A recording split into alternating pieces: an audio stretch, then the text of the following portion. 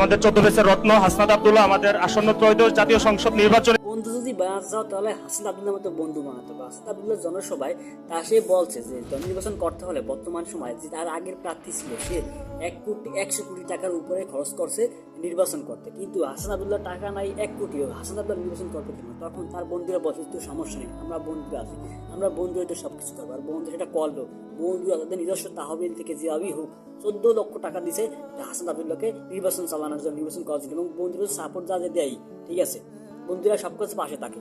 এটাই হলো বন্ধুদের ভালোবাসা। হাসনাত আব্দুল্লাহর মতো এরকম বন্ধু পাওয়া ভাগ্যের ব্যাপার, যে বন্ধুরা নিজের অর্থ নিজের টাকা পকেটে টাকা খরচ করে নির্বাচন করতে দেয়। হাসনাত আব্দুল্লাহ জনগণের নেতা, সবার নেতা, দেশের নেতা, সেটা বোঝা যাচ্ছে, দেখা যায় সোশ্যাল মিডিয়ায় ঢোকেই হাসনাত আব্দুল্লাহ একটা বক্তব্য স্টেজ কাইপে যায়, এত সুন্দর বক্তব্য, এত বজ্র কণ্ঠে বাঘের মতো কণ্ঠে আওয়াজ তোলে। যেমনটা ছিল ওসমান হাদি ভাই, ওসমান হাদিকে তারা সরিয়ে দিয়েছে, কিন্তু হাসনাত আব্দুল্লাহকে এখনো পায়নি।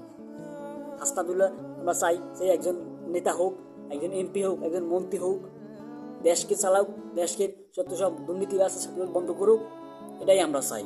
আর এরকম হাসনাত আব্দুল্লাহ বন্ধু মতো এরকম বন্ধু হতে চাই, এরকম বন্ধু পেতে চাই।